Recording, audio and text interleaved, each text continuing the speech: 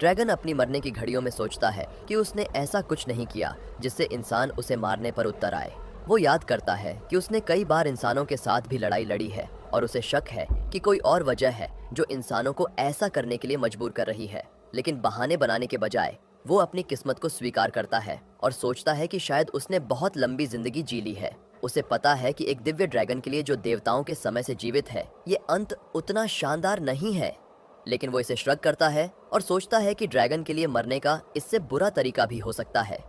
जैसे ही वो धूल में तब्दील होता है, उसकी आखिरी इच्छा होती है कि उसे अंडरवर्ल्ड में शांति मिले। लेकिन नहीं, देवताओं के कुछ और ही इरादे होते हैं। शांति मिलने के बजाय वो खुद को एक बच्चे के शरीर में पुनर्जन्म लेते हुए पाता है। जैसे ही वो अपनी आंखें खोलता है, वो अपने माता पिता और एक बूढ़ी औरत को अपने ऊपर खड़े हुए देखता है। वो इतनी जल्दी होश में आ जाता है कि बूढ़ी औरत को लगता है कि ये बच्चा जरूर विशेष होगा। उसके पिता गर्व से कहते हैं कि ये तो स्वाभाविक है, आखिरकार ये उनका बेटा है। उसकी माँ उसका नाम डोलन रखती है और उसे उसके पिता और बड़े भाई से मिलवाती है। इसके बाद कहानी कई सालों तक तेजी से आगे बढ़ती है। अब हम बड़े हो चुके डोलन को देखते हैं, जो पहाड़ी पर खड़ा होकर सूर्यास्त देख रहा है। एक लड़की जिसका नाम एरी है उसके पास आती है और उसे घर चलने को कहती है। डोलन उसे देखकर मुस्कुराता है।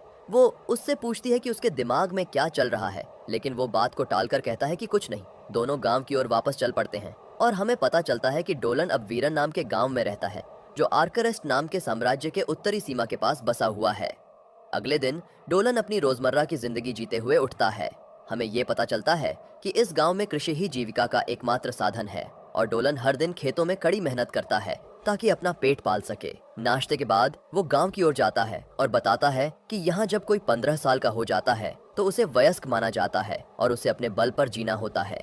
अब वो 16 साल का है और अपने घर से अलग होकर खुद अपनी जिंदगी चला रहा है। इसके बाद वो अपने भाई के साथ नदी किनारे मछली पकड़ने जाता है। उसके भाई ने सुना कि डोलन कल दलदल की जांच करने जा रहा है। डोलन इस बात की पुष्टि करता है और बताता है कि दलदल के लिजार्ड लोग अब वहां रह नहीं पाएंगे और उसे कुछ करना होगा। उसका भाई याद दिलाता है कि ये सिपाहियों का काम है, लेकिन डोलन जानता है कि गार्ड कप्तान बलान और उसके सिपाही गांव की रक्षा में व्यस्त हैं। अगर डोलन कदम नहीं उठाएगा तो कोई नहीं करेगा। उसका भाई भी साथ जाने की पेशकश करता है, लेकिन डोलन उसे मना कर देता है और कहता है कि वो ठीक रहेगा। तभी डोलन को अपने मछली पकड़ने की डोरी में खिंचाव महसूस होता है और वो मछली को पकड़ लेता है। बाद में जब डोलन गांव वापस जा रहा होता है, उसे महिला सैनिक मालादा मिलती है, जो उसकी मछली पर चुटकी लेती है। वो कहती है कि उसे मछली पकड़ने के बजाय अगले दिन के लिए तैयारी करनी चाहिए। डोलन उसे बताता है कि वो चिंता न करे, उसने पिछले हफ्ते से थोड़ी थोड़ी तैयारी कर ली है। फिर वो उसे धन्यवाद करता है कि उसने मुखिया को इस मिशन के लिए मनाया। लेकिन मालादा इसे कोई बड़ी बात नहीं मानती, कहती है कि ये कोई बड़ी बात नहीं है क्योंकि डोलन हमेशा सिपाहियों की ट्रेनिंग में मदद करता है। फिर डोलन पूछता है कि वो और अल्बर्ट कहाँ जा रहे हैं और वे बताते हैं कि वे बच्चों के लिए अगली ट्रेनिंग सेशन की योजना बना रहे हैं। अल्बर्ट डोलन को सलाह देता है कि वो अपने अभियान पर ध्यान दे और उनकी चिंता न करे। इसके बाद डोलन घर लौटता है और कहता है कि वो कुछ दिनों में वापस आएगा। लेकिन तभी एरी उसे याद दिलाती है कि आज जादू की प्रैक्टिस का दिन है। डोलन मजाक में पूछता है कि क्या वो उसे लेने आई है और वो शर्म से लाल हो जाती है, कहती है कि वो बस यूं ही घूम रही थी। कुछ देर बाद हम देखते हैं कि डोलन बूढ़ी औरत के साथ जादू का अभ्यास कर रहा है। वो एनर्जी बोल्ट नामक जादू का इस्तेमाल करके एक लक्ष्य पर निशाना साधता है और सभी उसकी सटीकता और ताकत से चकित हो जाते हैं। बूढ़ी औरत उसकी जादुई शक्ति की तारीफ करती है और कहती है कि उसका ऑफेंसिव मैजिक हमेशा की तरह प्रभावशाली है। लेकिन फिर चिकित्सा जादू की प्रैक्टिस होती है और हम जल्दी ही समझ जाते हैं कि ये डोलन की कमजोरी है। प्रैक्टिस के बाद जब डोलन घर जा रहा होता है तो वो एक लड़की से टकराता है। गांव का मुखिया उसे क्रिस्टीना के रूप में मिलवाता है और बताता है कि वो कुछ दिनों के लिए गांव में रहेगी। मुखिया उसे फुसफुसाकर बताता है कि वो एक अमीर घराने से है, इसलिए उसका अपमान न करे। डोलन उससे हाथ मिलाता है और जैसे ही वो मुखिया के साथ चली जाती है, वो नोट करता है कि वो काफी शांत और रहस्यमयी लगती है। बाद में हम देखते हैं कि डोलन फल इकट्ठा करके गांव लौट रहा है। वो बताता है कि यहाँ की सर्दियाँ इतनी कठोर होती हैं कि किसी को भी जमा सकती हैं और गर्मियाँ इतनी प्रचंड होती हैं कि सहन करना मुश्किल होता है। वो अभी भी हैरान है कि लोग इतनी मुश्किल हालातों में कैसे रहते हैं। डोलन फिर अपने माता पिता के घर जाता है, जहाँ उसका भाई मार्को उसे देखता है। डोलन उसे जंगल से इकट्ठे किए हुए फल देता है और उसकी माँ उसे प्यार से धन्यवाद देती है।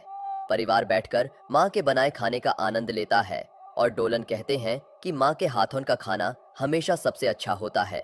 उसके पिता हंसते हुए कहते हैं कि भले ही वो अकेले रहने का आनंद ले रहा हो, लेकिन उसे शादी के बारे में भी सोचना चाहिए ताकि वो अकेला न रहे। डोलन याद करता है कि उसके भाई डायलन ने भी उसे यही सलाह दी थी, लेकिन वो मानता है कि वो अभी अपनी सिंगल जिंदगी का थोड़ा और आनंद लेना चाहता है। मार्को अचानक याद करता है कि डोलन कल दलदल की ओर जा रहा है और उनकी माँ चिंता जताती हैं, उम्मीद करती हैं कि वह किसी खतरे में न पड़ जाए। डोलन उन्हें आश्वासन देता है कि वह कोई अनावश्यक जोखिम नहीं उठाएगा। उनके पिता भी कहते हैं कि अब वह वयस्क है और यह उसका अपना निर्णय है, लेकिन वह चाहते हैं कि डोलन सुरक्षित वापस आए ताकि उसकी माँ को चिंता न हो। डोलन हंसते हुए वादा करता है कि वह सही सलामत लौटेगा और यह भी कहता है कि उसके पास लौटने पर एक रोमांचक कहानी सुनाने के लिए होगी। अगले दिन जब डोलन दलदल की ओर जाने के लिए तैयार होता है तो पूरा गांव उसे विदा करने के लिए इकट्ठा हो जाता है। उसे लगता है कि यह थोड़ा ज्यादा है, लेकिन कैप्टन बालन फाइस उसे बताता है कि यह उनका काम होना चाहिए था। मलाडा कैप्टन को याद दिलाती है कि वह गांव पर हमले के डर से नहीं जा सकता, क्योंकि उसकी गैर मौजूदगी में राक्षस गांव पर हमला कर सकते हैं। तभी लेटिशिया, जो गांव की पुजारिन है, डोलन को सुरक्षा के लिए एक साधारण आशीर्वाद देती है और पहले वाली बूढ़ी औरत उसे सावधान रहने के लिए चेतावनी देती है, क्योंकि उसकी भविष्यवाणी में कुछ बुरा आने का संकेत था। डोलन उनकी बातों को गंभीरता से लेता है और सिर हिलाता है। फिर एरी शर्माते हुए उसे एक लंच पैक थमाती है और इसके साथ ही डोलन गांव से निकलता है, सभी को अलविदा कहता हुआ। दलदल की ओर जाते समय डोलन समझाता है कि पहले यहाँ छिपकली लोग रहते थे जो कभी कभी वीरुण गांव के लोगों के साथ बातचीत करते थे, लेकिन एक दिन वे अचानक गायब हो गए। चूंकि कोई और इस रहस्य को सुलझा नहीं सका, डोलन ने स्वयं इसकी जांच करने का निर्णय लिया। कुछ समय बाद वह अंततः दलदल तक पहुंचता है और झील की जांच शुरू करता है, समस्या का कारण खोजने की कोशिश करता है। जल्दी ही उसे एहसास होता है कि यहाँ अर्थ एलिमेंट की ऊर्जा बहुत शक्तिशाली है, जबकि वाटर एलिमेंट की शक्ति कमजोर हो रही है। वह सावधानी पूर्वक आगे बढ़ता है और याद करता है कि मगारू की भविष्यवाणियां अक्सर सही होती हैं। तभी उसे पास में कुछ महसूस होता है। अपनी तलवार पर हाथ रखते हुए वह खुद को तैयार करता है, क्योंकि केवल शक्तिशाली राक्षस ही इस स्थिति में दलदल में रह सकते हैं। अचानक उसे एक सुंदर लामिया दिखती है जो यहाँ के लिए बहुत दुर्लभ है। जैसे ही वह अपनी तलवार निकालता है, लामिया उससे पूछती है कि क्या वह अकेला है। वह पुष्टि करता है कि वह अकेला है और लामिया प्रसन्न होकर मुस्कुराती है। वह सोचती है कि अगला कदम क्या होना चाहिए और याद करती है कि उसकी माँ ने उसे क्या सिखाया था। इस तरह की स्थितियों में आकर्षण का इस्तेमाल करो और कुछ खास। अचानक लामिया एक अजीब नाच करने लगती है, जिसे देखकर डोलन हैरान रह जाता है। फिर वह उसे आश्वासन देती है कि वह लड़ने नहीं आई है। उसी समय लामिया के पीछे एक राक्षस प्रकट होता है जो हमला करने के लिए तैयार होता है, लेकिन डोलन तुरंत कूदकर उसकी रक्षा करता है और दोनों एक बड़े मशरूम के नीचे छिप जाते हैं। लामिया चौंकते हुए धीमे से पूछती है, यह क्या चीज है? लेकिन डोलन उसे चुप रहने के लिए कहता है और उसकी पूंछ को छिपाने के लिए कहता है।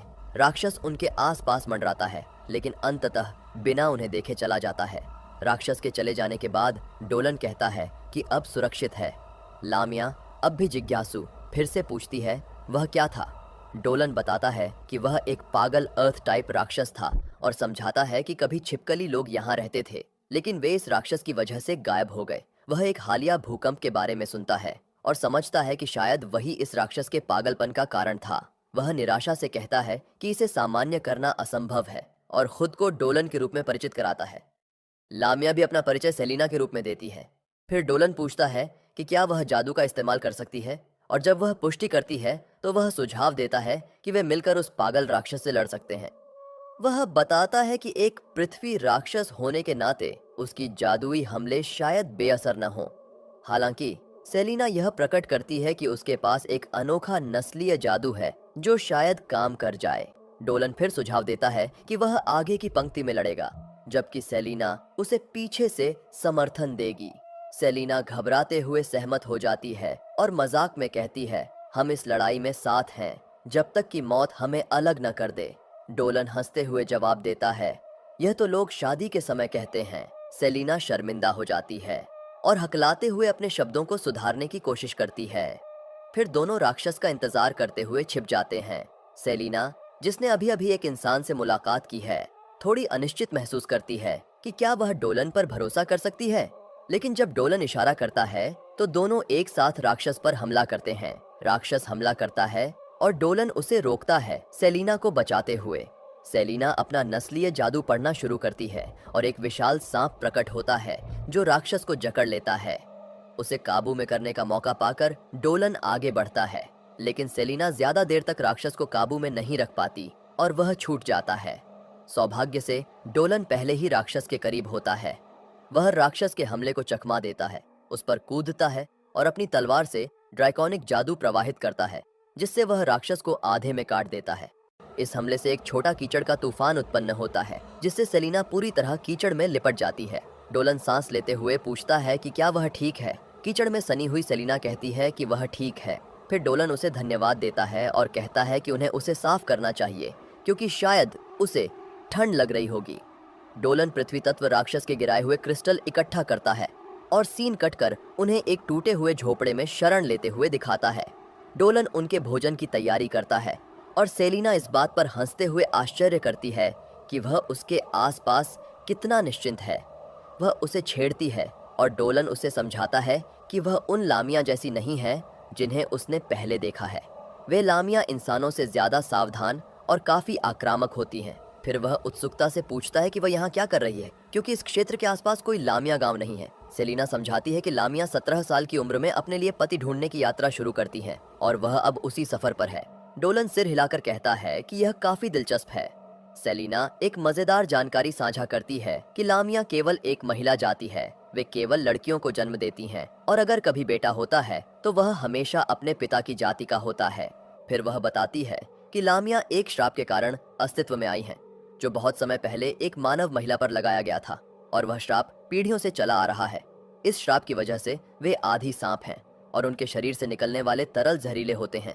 इस वजह से पति ढूंढना मुश्किल हो जाता है, क्योंकि उसे शरीर से ताकतवर और जहर के प्रति प्रतिरोधक क्षमता वाला होना चाहिए, वरना खैर संतान उत्पत्ति जानलेवा हो सकती है। डोलन सोचता है कि साथी ढूंढना कितना कठिन होता होगा और सेलिना उसकी पुष्टि करती है।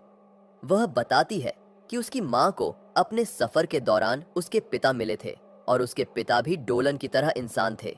डोलन मुस्कुराते हुए कहता है कि यह तो बहुत बढ़िया है, लेकिन इससे सेलिना को लगता है कि वह उसे बच्चे जैसा समझ रहा है। डोलन साफ करता है कि उसका मतलब वो नहीं था, वह बस उसे बहुत प्यारी मानता है। यह सुनकर सेलिना शर्म से लाल हो जाती है और फिर दोनों खाने के लिए बैठ जाते हैं। सेलिना खाना बड़े चाव से खाती है और उत्साहित होकर पूछती है कि यह किससे बना है। डोलन खुश होकर कहता है कि उसे यह पसंद आया और बताता है कि उसकी माँ ने उसे यह खाना बनाना सिखाया था। वह बताता है कि सर्द रातों में उसका परिवार एक साथ बैठकर यह खाना खाता था। सेलिना नोट करती है कि उसे अपने परिवार से कितना प्यार होगा, क्योंकि वह बात करते वक्त बेहद खुश लग रहा था। डोलन मानता है कि वह सही कह रही है और सोचता है कि अब वह गुफा में अकेला ड्रैगन नहीं है। अगले दिन वे एक दूसरे से हाथ मिलाते हैं और विदा लेते हैं। एक विदाई तोहफे के रूप में डोलन को याद आता है कि लामिया जीवन ऊर्जा की बहुत शौकीन होती हैं, तो वह उसे अपनी कुछ जीवन ऊर्जा देता है।